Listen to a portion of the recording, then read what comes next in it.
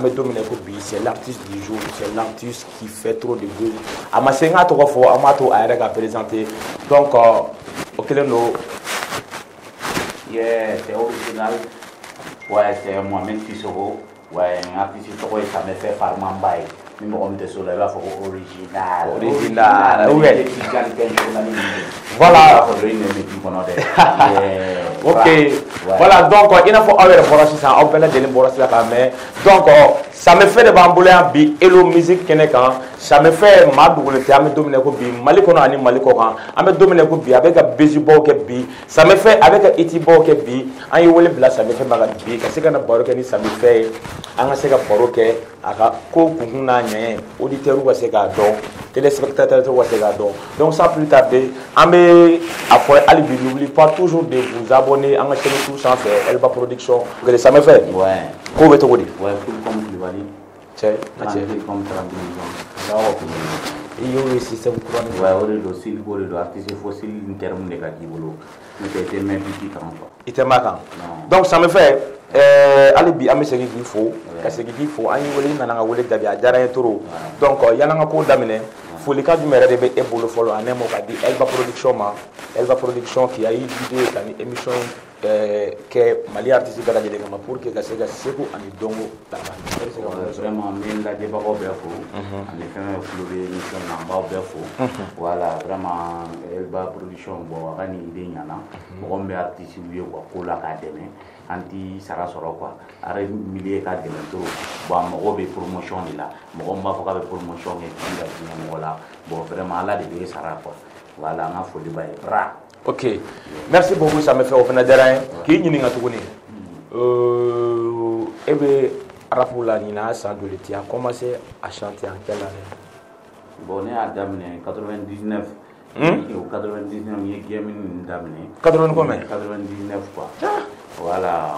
Ça me fait 2009 ou 99? 99. Tout dit. 99 de Nya Damné. Bon, on est américain, c'est l'uniforme d'État. Bon, on a 2000 là, ça a commencé ça. Américain, c'est nous fait ça. On a commencé à faire du game. Voilà, mais depuis 99, on est américain, c'est nous me fait un game. On commence à mater d'amener. Mais 2000, on a tiré d'amener. Américain, petit à katana, boîte de wakala. Américain, ça en fait pas parce qu'on commence à se dire au côté pour que vous m'assiez sur la carte sans bon. Figata Fouba, lui fait la fière ou Vegata Sénégal, bon, des trucs comme ça, quoi. On est obligé quand même à mettre un petit sans ça, de voir là, notre petit sans ça, mettre à dire, boîte de mouvement, vous faites DJ, nous, soirée balade DJ, ou le gars à l'ambra, tu vas, c'est quoi. Donc, au Begara en 99, au 2000 qu'on a déjà. 2000 qu'on a là. Voilà. Je pense que il y a Kanumaro, fait Klobana, fait Niaba, Bella Jenny, ça me fait une ça me fait une question flana. Comment toi tu es rentré dans les games et il est dans un mouvement qu'est-ce qui t'a poussé à chanter? Surtout musique qu'on a tu pouvais faire autrement, mais pourquoi choisir la musique? Surtout les rap. Bon, musique carrément follow. Voilà, Bella Jenny follow, Jaranye follow. Yano bon, Américain nous a le style de Kadine. Américain double ne peut pas dire. Follow voilà, Américain voilà, bon, il est follow toi de Jay-Z malien quoi. Jay-Z voilà, bon, bravo c'est vrai au dana, au Jay-Z malien. Bon, mais Américain style ne que ni ok, mo be gringa, ni me teme bon, fala de ni banana bouri, Américain style ta trop, il me voulait follow le ça me fait. Voilà, yani ga identifier o connaît auquel mon olu bena. Olu ko non, olu kera 2000 konna de la. 2000 konna la. Voilà. O kera 2000 konna de la. Bon ni to la kana do musique konna la san. Gelinga to musique konna ni ndone musique konna na. Bon direct nana sisa bon voisine do de kuma kɛrɛfɛ panga ale de kuma toga ni américain style de la classe kɔnɔ alors à moment ton style là ça me fait du bien bon nale donc gem kɔnɔ sisan n sigi est-ce que ne tɛ Jay-Z malien tɔgɔ in bila voilà bon direct in filɛ ne k'ale ka ça me fait ɲɛ ta sisan ka kɛ artiste tɔgɔ ye quoi voilà i ye a jaabi ka sɔrɔ m'a fɔ fɔlɔ mais ko k'i ɲininka fɛnɛ ça me fait i ko e tɔgɔ yɛrɛ Mohamed Sissoko mais Mohamed Sissoko oui ça me fait nana tuguni ça me fait yɛrɛ kɔrɔ ye jumɛn qu'est-ce qui veut dire ça me fait e kɔrɔ jumɛn de fɔ non bon ça me fait c'est comme fɛn mun don c'est comme a kɛra na quoi a kɛra n na ça me fait voilà ça me fait a kɛra n na mais ne ka ça me fait ne ka ça me fait feeling de don quoi. C'est une feeling, il y a ta feeling de ta artiste quoi, ta ça me fait du bien quoi. Bon bien il y a des farmans bas c'est ça. Parce que il y a barragement que comme il y a mon lot fleur, il y a animation que voit qu'il voit avec quel gratté. On laisse il a ma mon lot va faire. Elle va faire na montage ou ba image ou kai. Voilà, elle va montage à faire à na mo be ka faire. Voilà, on est donc na télé quoi. Donc ça me fait farmans bas ça me fait farmans bas na télé. Ok, ça me fait au fait famuna. Allez bien que c'est que moi on y a wati n'oublie pas à partager, à abonner toujours, à abonner Elba Production, ça c'est le nom de notre chaîne YouTube. Ça me fait quoi qu'il y ait tout bonne. Oh, à me demander quoi bi. Il y a eu un moment. Il y a eu des fois quoi akila.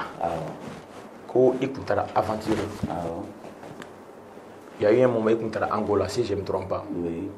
Yala kun tara aventure de la ou bien arabe de ici musique de ici ou yala ou ya faut trop na ore bo ikun tara aventure de la bon tagali sur la mu fait parce que kera ne musique dam na wakati munna kana 2000 la kana ni cachette kele bo o kera 2006 bon wakati am même musique ke cachette ni cachette o ma so cachette de cachette donc cachette de bo ma so CD kumbe mais CD ko ado mais CD fena kumbe bo cachette fait voilà mais basique ni cachette bon niento 2000 la kana 2006 la ni cachette kelen bo wakati togo be na nen tata pom yere ga album do be 2006 o bora ñon fait donc ni a fambe ni tata pom voilà en génération yo musique dam ne ni ya au ko voilà oui musique dam no album fla ou album kele yere bo yan ne ka na premier album bo mais avec il y a mon faut ça tu as commencé en 99 2000 ou est c'est ka génération beaucoup de et génération damaro on est la génération mu Sumi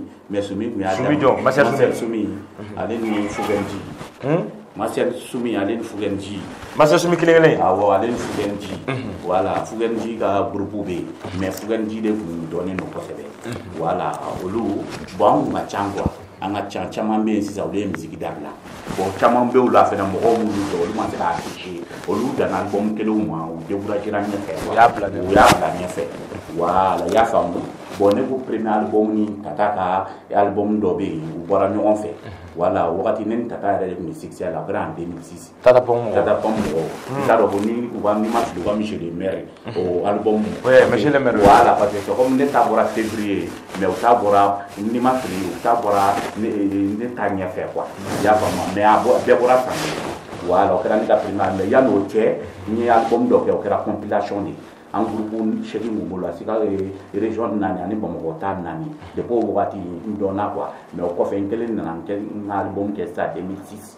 ya famu voilà ça me fait il m'a question que Ali il t'a aventure de la Angola wa musique de ici voilà mais dans no ma ere de 600 ngelen ko ke bon si ça wakati an me donc leader toko ko me ana me an te soro bo ke musique la bon yento de la season nana musique nana yelema 600 musique nana yelema vers 2000 musique nana yelema 2009 2010 clasher kela nunu nana ya famu clasher kela nunu nana ina fo jon banen a nemu ye banen ni fe ndamne wakati si ça ça me fait émission ya non avec décrypter voilà a bere be fo fanu me fe da fe ba bere fo si ça e ko banen kela nunu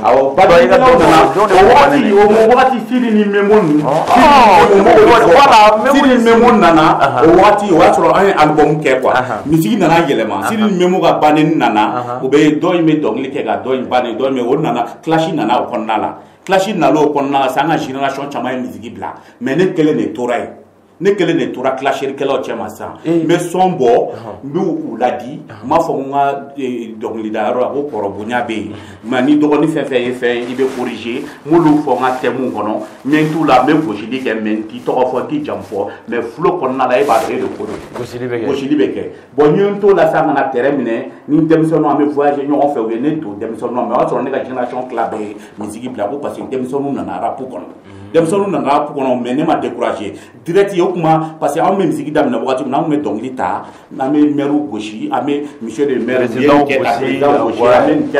bɛ ko revendiquer an bɛ ko revendiquer bon ninnu nana sa musique yɛlɛma n'u fɛ ne ka génération caman bɔra caman y'a bila olu siranna de non parce que e ko bannikɛlaw na voilà bon voilà mais olu fana tun bɛ se ka dɔnkili bɔ k'u komi ne bɛ k'a kɛ cogo min na i b'u gosi pour que u ka sira ɲɛnama ta mais olu tila bɛɛ y'a bila mais ne kelen de tora sisan ne b'u gosi ne n'u bɛ voyage kɛ ɲɔgɔn fɛ a bɛ ɲɔgɔn gosi a bɛ tila ka voyager moi ne b'u gosi u yɛrɛ b'a dɔn ko vraiment grand frère kan b'an ma mais ne grand frère don u b'a dɔn ne ambassadeur de ne bɛ k'u bila sira de i y'a faamu wa voilà o de don quoi bon an y'an t'o la sisan ne nana terrain minɛ o la n ka morceau dɔ yɛrɛ bɛ yen hip hop wo hip hop wo hip hop wo hip hop avant que je rappe sur le beat de hip hop d'abord je fais tune d'abord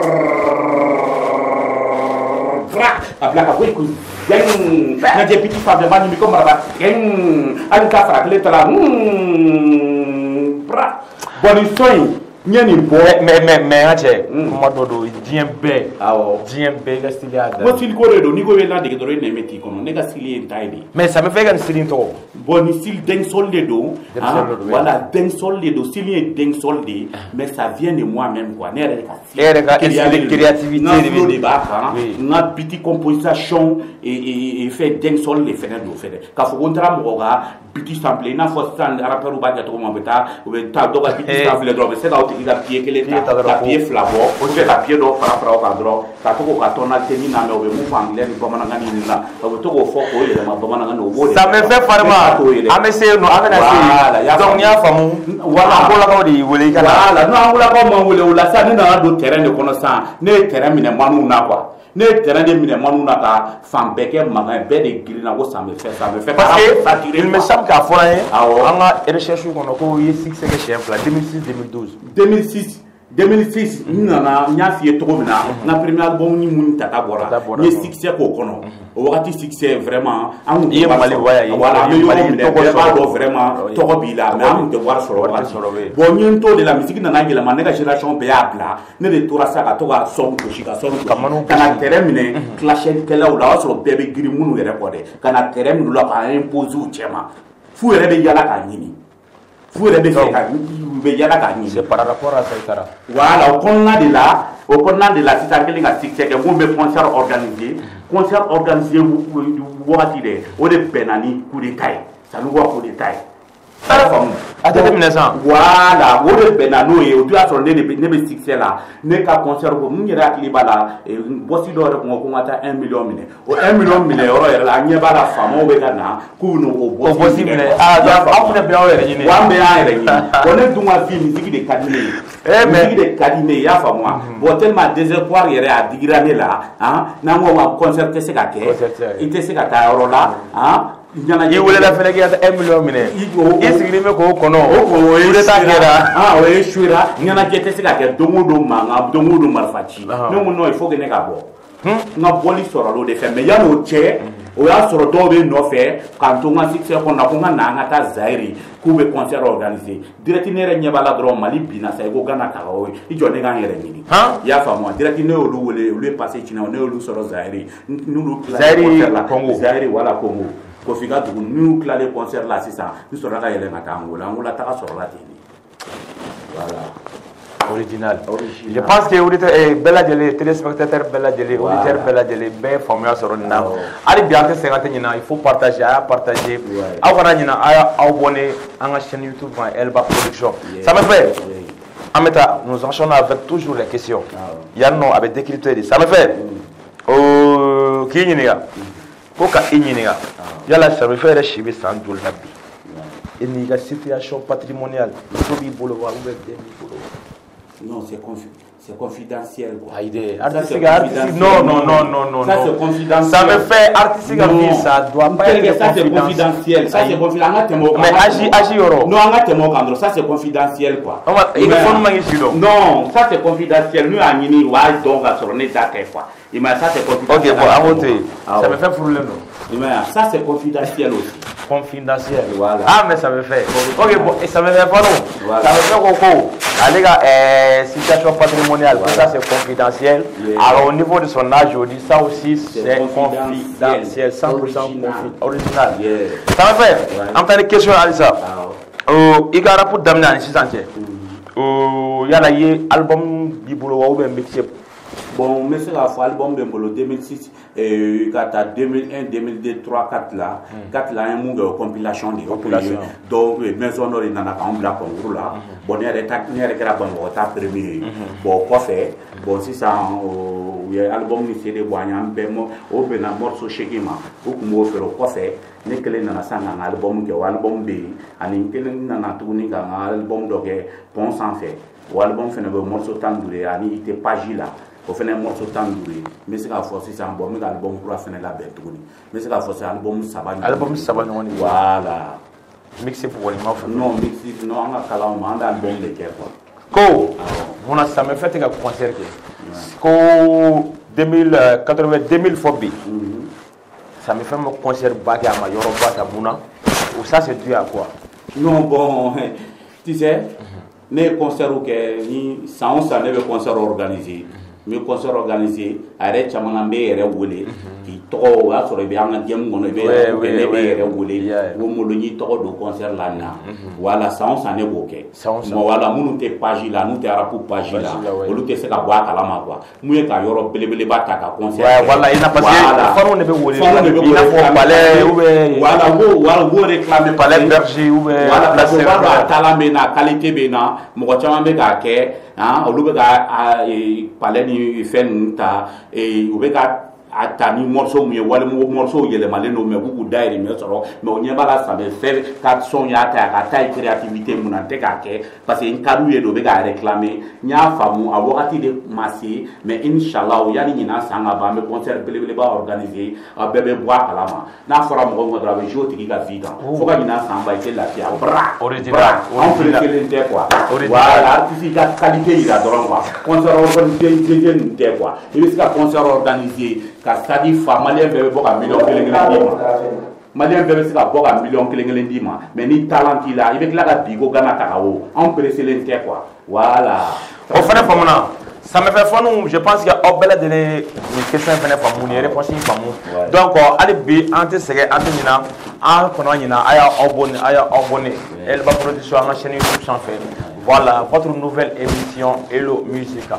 C'est que artiste demain, parce que vous demain pour situation foyer ou situation actuelle, c'est que à fois ou barala ou te barala émission pour bella de donc allez bien te 50 ambe en fila baga bella de ça me fait en mettant des questions à ça ça me fait original ko monsieur Koni fait nous c'est confidentiel au fait comme ça me fait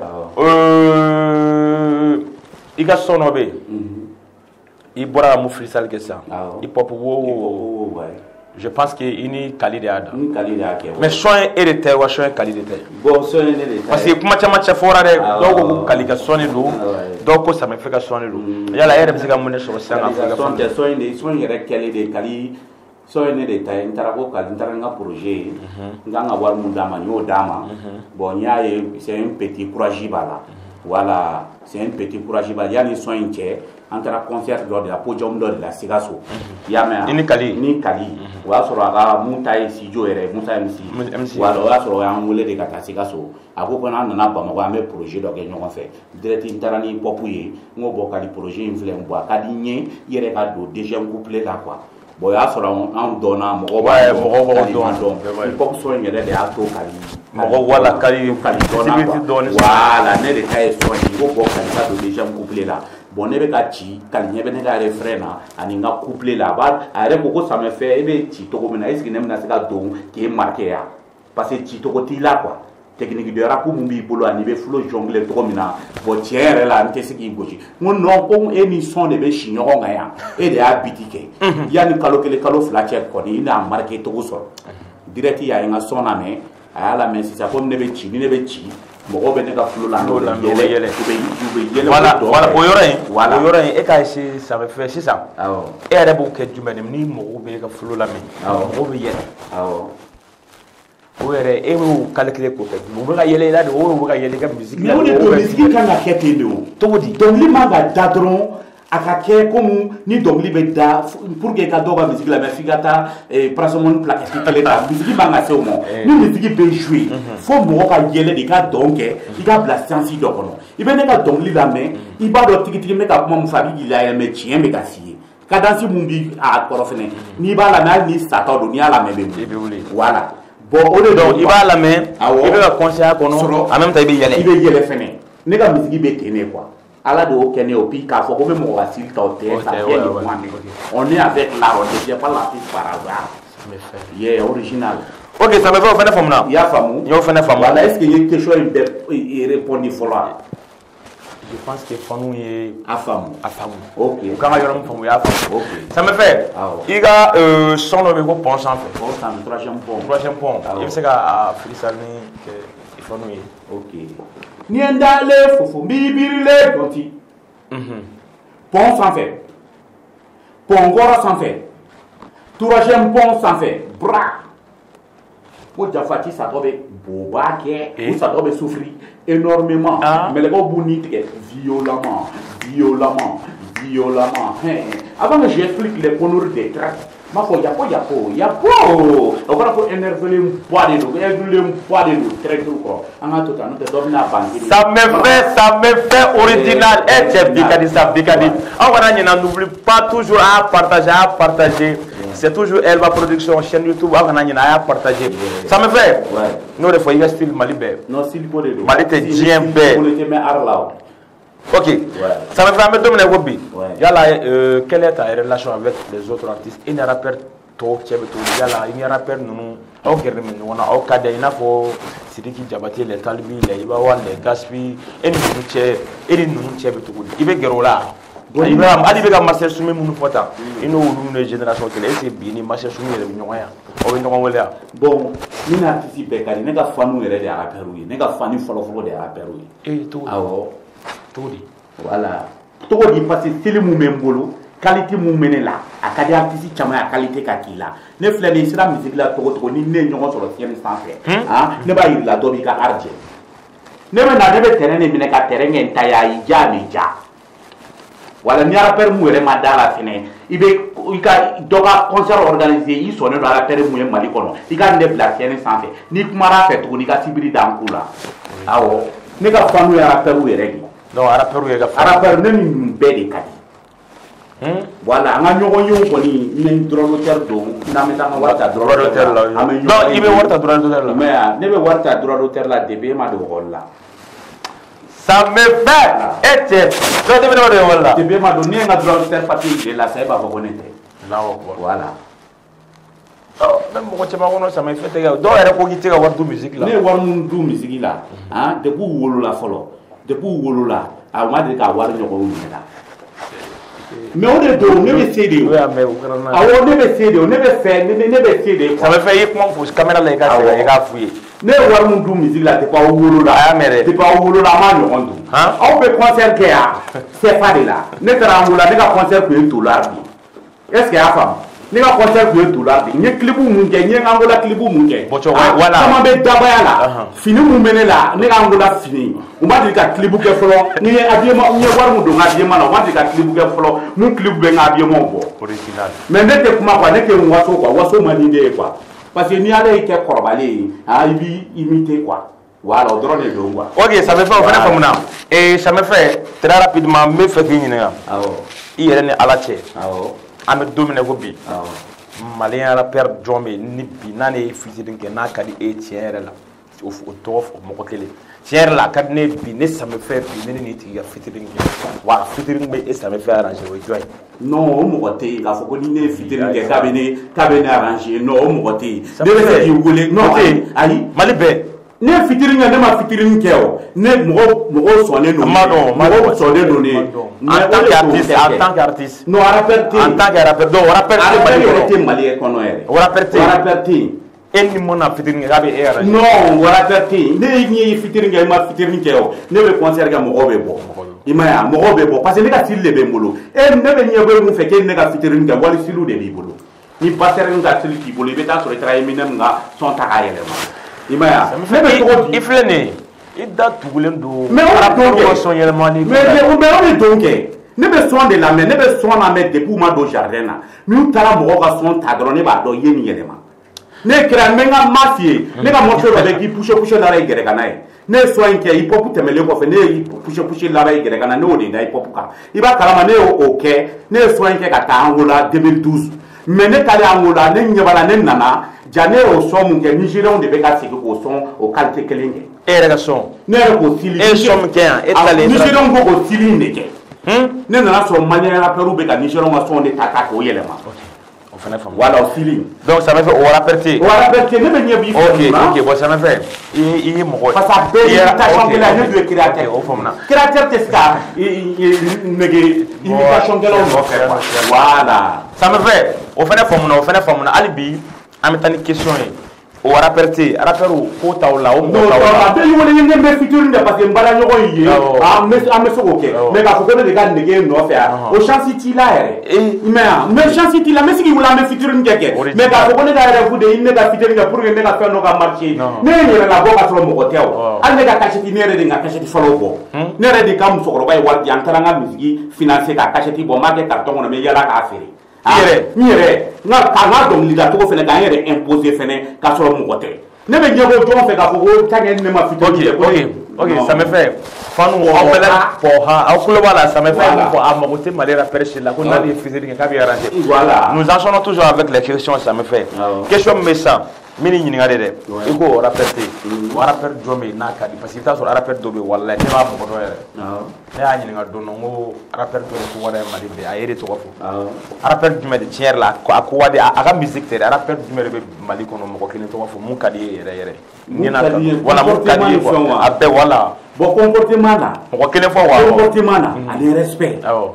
comportement ni respect mais i b'a ni talibi de ta i b'a yɛrɛ n'i ba ye ko caman kɛ ɲɔgɔn fɛ ne n'i ba yɛrɛ dila ka taa concert la an taatɔ concert la mobili cɛ an donna sapeur pompier mobili nin de kɔnɔ ka taa concert kɛ yɔrɔ la sapeur pompier mobili nin kelen ne n'i ba fila comportement n'an ye baro kɛ a y'a ka ko fɔ n ye n y'a ye vraiment c'est un gars vraiment non c'est éducation banna fan fɛ quoi mais e bɛ ka waati minnu fɔ tan e ni i b'a fɔ nin mun fɔ ni fɛn mais est ce que bi lien mɔgɔ cɛ aw bɛ ɲɔgɔn wele lien b'an cɛ kɛ a bɛ ɲɔgɔn wele lien b'an cɛ ne ni i ba bɛna ne ye dɔrɔn i bɛ taa fɛ i ba bɛna ne ye tɔgɔ bɛ girin i ba kan cogo min na i ba bɛ girin ne kan mais e taara fɛ a ka so bannen non ma se ka taa fɛ ma sira sɔrɔ ma sira de sɔrɔ e ça me fait i ka cɛ bolo i kan ka taa non n bɛ taa bɔ a ye ok o fana faamuna ça me fait sisan nin y'an selen yɔrɔ dɔ de ma n bɛ fɛ i ka caméra lajɛ i k'a fɔ je te pose une question tu me réponds Daburu Ɲangɛlɛ ça me fait Mali rappeur jumɛn de bɛ yen n y'i ɲininka sisan ko mun ko wadi ye dɛ i y'a fɔ ko Talibi ani Iba Mali rappeur jumɛn de bɛ yen tiɲɛ yɛrɛ la mun ko man di ye ça me fait a ko man di i ye yɛrɛ de mun ko man di e ça me fait yɛrɛ ye ne ya non ayi non a bɛ yen i bɛ ka siran i b'a dɔn e bɛ sira jɔn ye mais ça me fait moi je comprends pas e ko ko o rappeur i bɛ ka fɛn dɔ kɛ a man ɲi a bɛ digi i la a bɛ k'i kɔnɔ k'i jugu ye ne k'a sɔrɔ i jugu tɛ ne k'a sɔrɔ ne bɛ k'i laaj an bɛ nalen o ou bien a bɛ kɛ mɔgɔ kɔnɔ ko ne t'i fɛ k'a sɔrɔ ne bɛ k'i laaj ça me fait écoute i y'a faamu wa k'a sɔrɔ k'a fɔ k'i man di ne o tɛ dɛ o mɔgɔ o tɛ yen rappeur bɛɛ ka di ne ye o puis ni ne ye erreur la ne b'a k'i kɔfɛ ne bɛ tila ka taa f'i ye o puis hali ni plateau organisé la k'an fila wele n bɛ tila ka taa f'i ɲɛna ten voilà an y'o ka bari an bɛ tila ka da t'o la ne y'i ɲininka ko rappeur jumɛn de ka di i ko Iba mɔgɔ dɔ fɛnɛ bɛ mun ko man di sa ça me fait kana siran sa bon a fɔra ko ni ye ça me fait ɲininka k'a t'a jaabi k'i bɛ ka siran denmisɛnninw ɲɛ mun ne ka siran o ɲɛ cogo di ne de bɛ denmisɛnninw gosi ka tila ka t'u nɔfɛ plateau la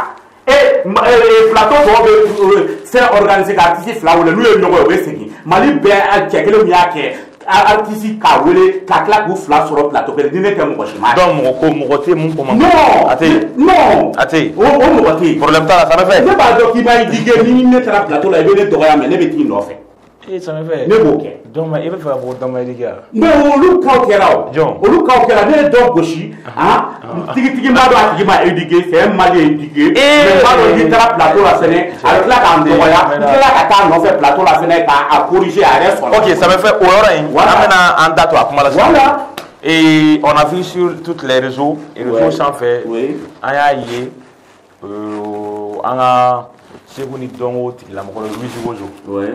I dɔgɔnin don. Awɔ. C'est un rappeur, c'est un artiste. Oui. I taara plateau dɔ sanfɛ. Awɔ. I ko a ka style t'a ta ye. Awɔ. A ye wali style de jouer. Awɔ. Biti t'a ta ye. Voilà. Voilà. Donc aw bɔr'o la aw ye ɲɔgɔn sɔrɔ plateau wɛrɛ sanfɛ aw fila. Awɔ. Au plateau sanfɛ, on a eu des gens qui nous a dit que toi ça me fait, tu as été très très immature. Awɔ. E kun man ka nin kɛ, i kun man ka sɔrɔ k'i sigi k'i wozo ye plateau kelen kan. Munna parce que a ye dɔgɔyalimaw k'i la k'a dénigrer donc e bɛ se ka mun de sɔrɔ k'a fɔ famille o yɔrɔ la parce que ɲininkali caya la ko la kuma caya la ko tu as été très très immature e kun man ka taa i sigi plateau sanfɛ n'i dɔgɔnin ye ko par exemple e ye kɔrɔkɛ de ni dɔgɔnin ma mun dɔn kɔrɔkɛ kan k'o dɔn ko parce que ko dɔw yɛrɛ fɛnɛ ko k'i ye wozo classé de ka di kuma fɔ wozo ma ko parce que wozo bɛ succès la bi i fɛnɛ ka se ka tɔgɔ k'i gulɔ a la donc en un mot e bɛ se ka mun de sɔrɔ k'a fɔ i ka famille sur ce point. Non, tɔgɔ b'o la depuis Ozo ma wolo ni tɔgɔ bɛ ne la. Ça me fait. Voilà, depuis Ozo ma wolo tɔgɔ bɛ ne la n terikɛ. Voilà, i y'a faamu voilà tɔgɔ ko tɛ quoi. I y'a faamu wa? E ma fɔ ko ne ye kɔrɔkɛ ye wa? Ne ka génération ne ni minnu ye musique daminɛ sa jumɛn bɛ arabu la sisan k'e b'a dɔn. E m'a fɔ Iba t'a la. Ayi ne ni Iba ma arabu daminɛ wagati kelen a bɛ se ka kɛ an y'a daminɛ wagati kelen mais a tun bɛ Kayi. A tun bɛ Kayi. Voilà ale tun bɛ Kayi. Voilà mais ne ni fɛn fɛn musique daminɛ game kɔnɔ yan ka Marcel Soumi bɔ a la ani Fugɛnji a si tɛ yen bilen. Bon denmisɛnninw de bɛ musique kɛ o bɛ ka musique kɛ cogo min na ne bɔra Angola ka n'a sɔrɔ u ka musique kɛcogo a man ɲi u yɛrɛ banni ni fɛnw kɛ ne taalen Angola u ye banniw kɛ. U ye banniw kɛ ne ye to Angola k'u ka banni musique mɛn bon i b'a kalama hali n'i y'a ye u ye banni kɛ n'a ye fanga yɛrɛ sɔrɔ tan fo ka kɛ mankan ni fɛn ne kun tɛ yan ne kun bɛ yan n ka foronto mugu tun bɛ n bolo n b'a dɔn k'u kɔrɔ n kun tɛ yan n b'o yɔrɔ sulu ye fɔlɔ wala o de y'a to banni ye fanga sɔrɔ yan quoi parce que ne taalen Angola de banni ye fanga sɔrɔ yan ne m'a f'i ye n ko ne ye yɔrɔ minɛ état d'urgence ni mankan kɔnɔna de la u ye sɔn bɔ ka ɲɔgɔn ba nin yan voilà n b'o yɔrɔ sulu ye. Ozo ta filɛ nin ye Ozo ta filɛ nin ye mun de bɛ ni Wizi Wozo cɛ foyi tɛ ni Wizi Wozo cɛ plateau de la a fɔra ko ça me fait k'i bɛ se ka mun fɔ denmisɛnninw ka ko la Wizi Wozo kun ka dɔgɔ ne ka kɛlɛ la a kun ka dɔgɔ ne ka kɛlɛ la quoi ale kelen kun ka dɔgɔ ne ka kɛlɛ la quoi i y'a faamu a kun ka dɔgɔ quoi c'est comme a fɔra de ko denmisɛnninw bɛ se ka mun fɔ denmisɛnninw ye n ko non u bɛ ka musique kɛ cogo min na u bɛ walifɛnw de yɛlɛma n ko hakili b'a la hali ne ni Memo Orsal tatɔ Sikaso Memo ko non u ye ne ka morceau dɔ de ma Tambara n ka Tibara Tambara de bɛ Dubaja Tambara Gambe fide mina fanta tɛ taa fama bara fanta tɛ taa fantan bara Tambara n hakili b'a la denmisɛnnin ko cɛ ça me fait k'i k'o son b'i bolo n ko ouais son bɛ n bolo n ko jaa bɛ musique non n ka cɛ mɔgɔ de fiyɛ sa ne de donna denmisɛnninw ka game kɔnɔ en plein banni en plein clash ka terrain minɛ u la mɔgɔ de fiyɛ ko yala n k'o son bɛ n bolo n ko a son bɛ n bolo mais mɔgɔ yɛrɛ ko cɛ ça me fait aw bɛ recherche kɛ trop k'olu gagner dɔrɔn ka taa américain morceau ninnu ta ou bien français k'o yɛlɛma dɔrɔn i m'a ye ne ko foyi n k'u bɛ yɛlɛmali dɔrɔn n k'ali Memo yɛrɛ y'o fɔ ne ye Memo yɛrɛ y'o fɔ ne ye n ko surtout yɛrɛ a ka cɛni kuranni dɔ bɛ Wizi Wozo n ko biti mun b'a bolo a ta tɛ biti ye sili mun b'a bolo a ta tɛ wali dɔw b'a bolo a ta tɛ o kuma de kɛra bɛnti ye sisan mais e ko e y'o fɔ mun na ne y'a fɔ en général de sili mun b'a bolo a ta tɛ biti mun b'a bolo ne ni petini dɔ bɛ carré kelen kɔnɔ minnu bɛ bɛɛ la da ne n'u bɛɛ tun bɛ carré kelen kɔnɔ Angola Luanda o petini dɔ ka biti samplelen de don non a y'o suɲɛ voilà a y'o biti de b'a bolo a sɔrɔla k'a ka terikɛnin dɔ fa sara ka sɔrɔ flow k'o kan sisan i y'a faamu wa ne tulo dun ne y'o mɛn o bi ne ɲɛ b'a la hali pas de danse mun b'a la il y a un certain là comment Marley là c'est un Nigérien Yoruba den dɔ don sa o Yoruba den ka Nɛɛra Marley o de ka fɛnw b'a bolo hali o ka tonalité cicogo n'olu b'a bolo n'o yɔrɔ mun soigné ne ye o de kɛra bɛnti ye quoi voilà ne y'o fɔ fɛnɛ plateau kan a kɔ u ye ne wele ne dun ye cɛ mun ye ne b'a f'i kɔ cogo min na n bɛ tila k'a f'i ɲɛna bi n tila ka taa fɔ a ye plateau la ten o bi n b'a dɔn ni n taara plateau la mɔgɔ mun don comportement mun b'a la n b'a dɔn fɛnɛ a bɛ n dɔgɔya e bɛ ne dɔgɔya ne tun bɛ Angola ne ye san 2 de kɛ Angola n'a ye banni sɔrɔ don min na o y'o don jalen mais n'i taara k'a fɔ k'i bɛ to tigilamɔgɔ dɔgɔya ta plateau kan o bɛ fɛn f'i ye yan ne bɔra jamana min na ne ye san 2 de kɛ n'a ye banni sɔrɔ don min na o y'o don jalen ne taara kɛ e bɛ taa fɔ ko ni fini b'i la voilà o yɔrɔ in la o bɛ digi ne ye wari mun don musique la ne ye n dege kun coiffé la ka baara kɛ pour que k'a don musique la i i y'a faamu ne ye wari min don musique la sa a bɛ ne la taa New York ka na bon ne dun bɛ baara de kɛ k'a don musique la e dun f'e ka taa dɔnkili de da pour que i ka wari min dɔ sɔrɔ ka enregistrement kɛ ka clip kɛ an ye kelen yan ne tɛ n'i jɔ k'a fɔ ko nin fini bɛ ne la nin bɛ ne la ne tɛ yɛlɛ e la voilà yɛlɛ i la de o bɛ yɛlɛ de o de y'a to n ko hali bɛ ka numunɛminɛ mun kɛ ko voilà écoute o yɔrɔ la awɔ on s'écoute voilà Wizi Wozo ye bɛ ka numunɛ i ka yɔrɔ min na olu tɛ fɛn yɛlɛ la o yɔrɔ la qu'est-ce que toi tu as ressenti a yɔrɔ la a ye mun k'i la a bɛ mun kɛ ne la ayi n'a bɛ en conscience a yɔrɔ nin a ye mun k'i la qu'est-ce que toi tu avais envie en ce moment a kun ka di k'a fɔ a yɔrɔ la jumɛn a kɔni bɛ digi la foyi ma kɛ na ne aventuré de ne y'o de fɛ e ye o ne bɔra Angola de n'a ye banni sɔrɔ don min na o y'o ton jalen guloki mun bɛ ne la émission na ne ye guloki in kelen sa 30 000 de i y'a faamu a guloki mun bɛ ne la n'a bɛ ka nuni minɛ ne la o guloki ne y'o kelen sa 30 000 Wizi Wozo kun sigilen don plateau la complet mun b'a la a kun tɛ 2000 ni 500 bɔ mais agi mun bɛ ne la ani an bɛ émission mun na o bonya ni fɛnw kama ne tɛ se k'a fɔ ko n bɛ bɔ émission kɔnɔ ka na waso yɔrɔ la quoi ne disqualifié parce que Wizi Wozo disqualifiera depuis plateau daminɛ la mais u y'a to a ka comédie kɛ parce que u y'a to a ka comédie kɛ bon bi fɛnɛ n y'a piégé de quoi ne b'a dɔn a ma lamara ni n taara n'a ye plateau la a bɛna taa n dɔgɔya mais mɔgɔw k'a dɔn ko ja Touré ma Wizi Wozo minɛ k'a datugu galon kan quoi u k'a dɔn ko ja c'est un malien digué n y'a piégé mais e b'a dɔn e ka nin kuma kama e fɛnɛ bɛ se ka minɛ awɔ problème foyi t'a la donc e yɛrɛ problème foyi t'a la ne y'an wula de kɛ o an tɛ tile 3 tile 4 kɛ n'u ma taa baga ma k'an bila kaso la o i y'a faamu problème foyi t'a la ça me fait Mali kaso sisan problème foyi t'a la Mali kaso sisan problème foyi t'a la mais ça me fait sisan an ka ɲɔgɔn faamu o ye Wozo ta ye mais bi je pense que o bɛɛ banna foyi tɛ ni Wozo cɛ non foyi tɛ Wozo yɛrɛ tilala ka a ye tellement ɲala convaincu plateau kan a yɛrɛ sɔnna a yɛrɛ sɔnna quoi a ko vraiment ye samɛfɛn ɲini n ye komi n yɛrɛ ko Wozo bɛ misi la 11h30 fo ka samɛfɛn ɲini n ye k'an 11h30 sɔn bɔ voilà o 11h30 ko e wolo b'a bila cogo di 11h30 parce que ne b'a bila avenir tɛ mɔgɔ minnu na an b'olu de wele ko 11h30 11h i n'a fɔ cogo di 11h30 de avenir tɛ mɔgɔ minnu na quoi parce que ka bɔ 8h 9h 10h 11h o ye heure joli wala tile yɛrɛ kɔnɔ ne ka ko dan n'o ma mais o ye défaite de ye donc il défaite de ye parce que ko Wozo tɛ tɛmɛ san a tɛ se ka bɔ parce que qualité mun b'a la musique la musique tɛ nin ye o ka musique kɛ dɔrɔn n'i da bɛnna mun ma dɔrɔn i b'o fɔ charabia ni kɔnɔsutaka ninnu o tɛ o i bɛ se k'a kɛ dɔrɔn maliyɛn bɛɛ bɛ bɔ ka girin i kan maliyɛn bɛɛ bɛ se ka bɔ don kelen ka miliyɔn 1 d'i ma mais n'i ma changer n'i ma taa musique ɲɛɲini a dɔnbagaw fɛ i bɛ tila ka bi ko gana ta o n'i bɛ tɛmɛ fo mɔgɔ bɛ yɛlɛ i la i laban bɛ taa aventure la ou b'a ka taa kɛ bila 11h30 a yɛrɛ tila ka obligé k'an wele ko ça me fait an y'o ye vidéo ye ɲɔgɔn fɛ tellement n y'a la convaincu mais munna e ma sɔrɔ sisan ale de a bɛ i n'a fɔ ale de fitiri ɲini fɛ awɔ ale de bɔra k'a fɔ vidéo la a ye samɛfɛn ɲini ye ka na an ka 11h30 sɔn bɔ ɲɔgɔn fɛ mais pour un avenir meilleur Mali musique ko an bɛɛ ŋaniya ye kelen munna e ma taa o k'a kɛ non ne ma problème don a la a ka bitimɛkɛri yɛrɛ ye n wele direct n ko problème foyi t'a la n ko n yɛrɛ ye référent na bɛɛ n ko n bɛna na quoi bon direct ne ye n ka manager bila a ka kuma n'u ye n ko bon comme ne de créateur ye comme n y'a fɔ a ye tɔgɔ ne ye créateur de et puis ne de bɛ terme don n ka flow la bɛɛ b'a ta et puis ne ye terme rappeur a y'a kɔlɔsi ne ye terme bila i nɔfɛ hali dilan kɛ i muso bɛ to k'a f'i ma original voilà hali dilan kɛ i muso bɛ to k'a f'i ma voilà ne de ta ye n ka terme ye ne ye terme créé bon ne de ta ye son ye ni son bɛ kɛ a bɛ bila ne ka compte YouTube de kan depuis o fɔra o fɔr'u ye dɔrɔn u y'u yɛrɛ ɲini an m'u ye bilen ne yɛrɛ kelen n ka 11h30 kɛ k'a kɛ version 2 ye ka version manden kɛ ka tila ka version an b'a clôturer 11h30 sɔn ye et ça me fait o ye Wizi Wozo donc bi foyi tɛ i ni Wizi Wozo cɛ a banna foyi tɛ i dɔgɔnin don aw bɛ ɲɔgɔn wele tutu foyi tɛ foyi ma deli ka tɛmɛ ne ni Wizi Wozo ok ça me fait ne taara dɔrɔn k'a corriger ne ma taa Wizi Wozo kelen kama dɛ o bi ne b'a dɔn fɛnɛ ne bɛ kuma denmisɛnnin caman fɛnɛ bɛ hakilina caman sɔrɔ a la n taara olu fɛnɛ kama Wizi Wozo ta yɔrɔ voilà i b'o fɔ awɔ mun de fɛnɛ bɛ ni Lizette cɛ foyi tɛ ne Lizette cɛ foyi tɛ ne na cɛ ne y'o de fɔ ne bɛ musique de la mɛn n'i bɛ yɛlɛma ne tɛ dɔrɔn dɔ la ko ale fɛnɛ bɛ aw bɛɛ b'o de kɛ Lizette bɛ fɛn Kibanɛ arabu ninnu ani Kiban portugais arabu ninnu a b'olu de kuma ninnu ta dɔrɔn k'olu yɛlɛma ka to k'olu fɔ sumalenni ninnu na quoi ne y'o de fɔ quoi donc u ka o de man di e ye u bɛ yɛlɛmali de kɔ k'o dabila komi ne yɛrɛ bɛ créativité kɛ cogo min na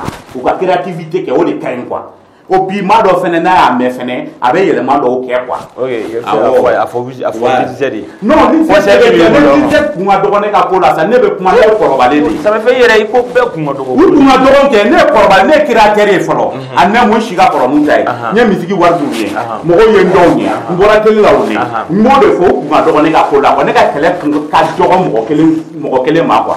ok voilà ça me fait o kun ye Wizi Wozo ani Lil Z de. voilà ça me fait tiɲɛ fɔ an ye bi tiɲɛ fɔ fanu ye bi mun de bi ni Gaspi cɛ de.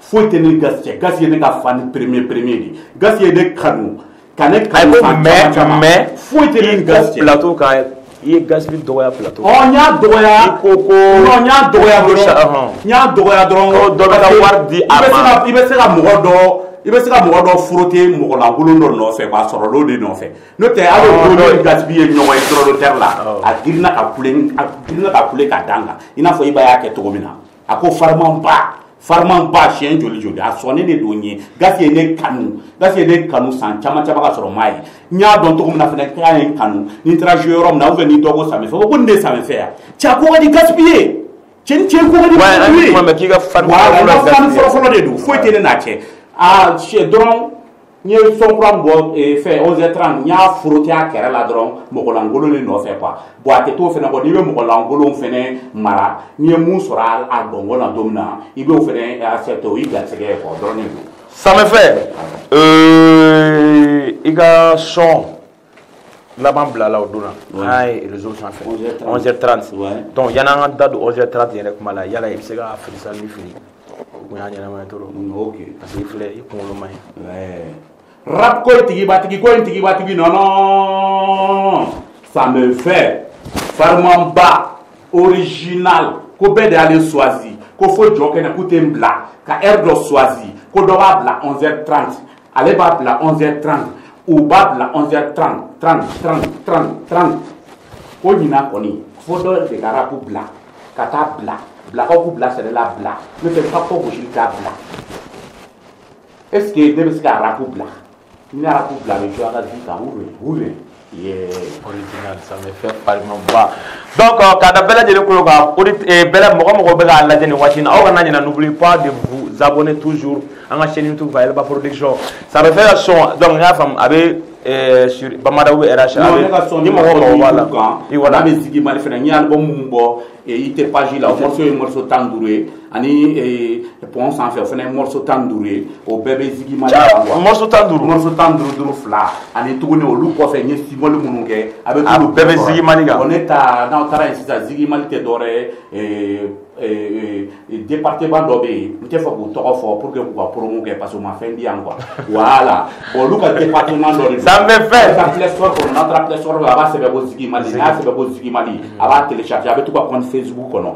a b'a sɛbɛn Samifɛ Farman a b'a ka numéro n'a ka email ninnu don mais pour que a ka ne ka son lamɛn yen fo wari ka k'a ka Orange Money la pour que a ka donc Ziggy Marley la son bɛ san de son bɛ san de aw degelen don fufuni de la a bɛ fɛ artiste ka taa ɲɛ voilà an ka son lamɛn fufuni na an t'an si o la an b'an ka fɛnw financer de original donc Ziggy Marley ka ça me fait si je comprends bien son bɛ san joli e ka son kelen bɛ san joli ou bien album ne non son bɛ san 400 ne quoi son kelen non album complet i b'a la mɛn olu ka compte kan k'a fɔ ko ne y'a ta sa ko ne bɛ k'a ci Bamakɔ bɛɛ ma olu fɛ o tɛ yen dɛ a bɛ i bɛ la mɛn i kelen ka Ziggy Marley compte de kan parce que olu bɛ fɛ an ka taa ɲɛ de o an m'an si o la fufuni i ye bɔra ka message dɔ passer sisan n bɛ fɛ i ka message passer bɛɛ lajɛlen Mali bɛɛ lajɛlen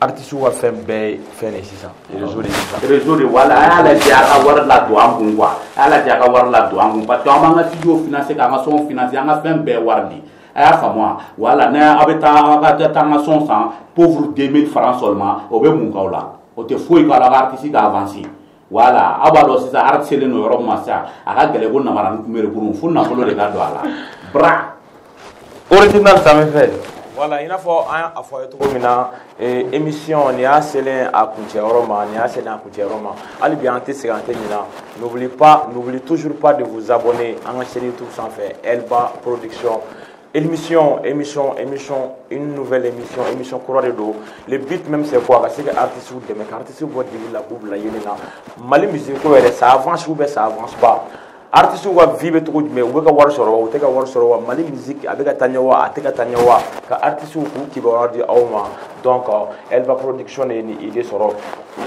ça me fait Farmamba original yere kuma be ye ko be fanu bela jeli ka fanu bela jeli ni si wasa soro i ka réponse la donc an yi wele nana wele jabi kuma ka laban jumɛn de b'i bolo ani foli ka laban jumɛn de b'i bolo ani dorénavant projet minnu b'i bolo ka di ka fanu ma n'a sɔrɔ ni son dɔ bɛ studio la concert bɛ sen na i ka projet ye jumɛn ani foli ka laban kuma babulu b'a la ka di ka fanu ma.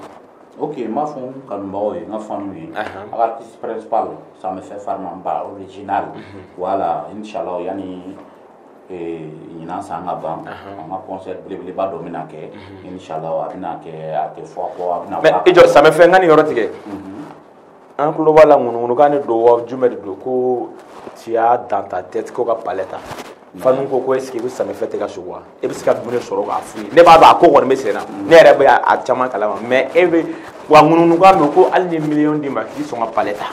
jɔn ne ya ne bɛ palais ta bi ne bɛ palais ta bi a bɛ fa ye ko dakɔnɔni mais ne ta tɛ k'a fɔ ko nin ye ko kɛ i jɔ fɛnɛ k'a kɛ quoi ne ka ko bɛ ten ne t'a fɔ ko n bɛ mɔgɔw dan dɛ ne b'a ɲini k'an yɛrɛ de dan fɔlɔ quoi i y'a faamu wa. donc kuma ye tiɲɛ wa palais bɛ na de.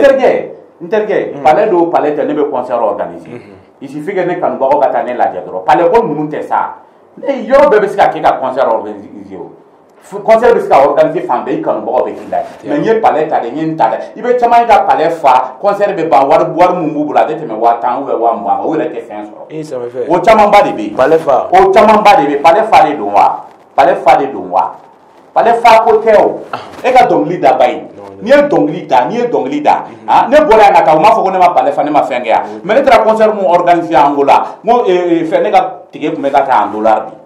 e ka o kasi e ka o fɛ o bɔ e ka o Angola ko in bɛɛ kɛra joli e ye joli sɔrɔ a ne mun. ne b'o fɛ e ye mun na. ne tɛ dɛ i b'a fɔ fɔlɔ ne b'a fɔ fɔlɔ i k'a yira Mali rappeurs la k'a fɔ ko Mali tɛ quoi. ne tɛ n yɛrɛ fɔ ne ye clip mun kɛ Angola a ye ne ka Angola clip ye yɔrɔ a ye ne ka Angola clip ye habillement mun bɛ ne la habillement mun bɛ n ka clip la fɔlɔ a bɛɛ sanna en dollar bi. a taa n ka clip lajɛ ça me fait Farman bɔcɔ samara mun bɛ n sen na n y'a san en dollar de n ye clip mun kɛ clip mun b'a la n bɛ clip kelen dɔrɔn de prix fɔ ne ye clip in kɛ en dollar n y'a di dollar wari min na n y'a converti CFA la a bɛ miliyɔn 1 bɔ. original voilà arabu ta i b'u lajɔ mɔgɔ min sera ka miliyɔn 1 jɔ a ka clip la n'a ye den a ka bɔ ka na. ça me fait n'a ye den a ka bɔ ka na. ok ça me fait Farmamba ok alors plateau la ne tɛ n yɛrɛ fɔ quoi. ça me fait c'est bon merci beaucoup on est ensemble donc projet voilà concert bɛ sen na ani album 2 bɔ Ziggy Mali kan i tɛ page la ani pont sanfɛ olu bɛ Ziggy Mali la a bɛ t'olu san fɔlɔ k'o lamɛn a ka artiste ka talent dɔn a k'a ka capacité dɔn a ka. i tɛ page la o de album tɔgɔ ye. o de album tɔgɔ ye. ani pont sanfɛ o bɛɛ morceau 15 ani single mun bɛ yen tuguni k'a fara o kan a bɛ single 10 bɔ.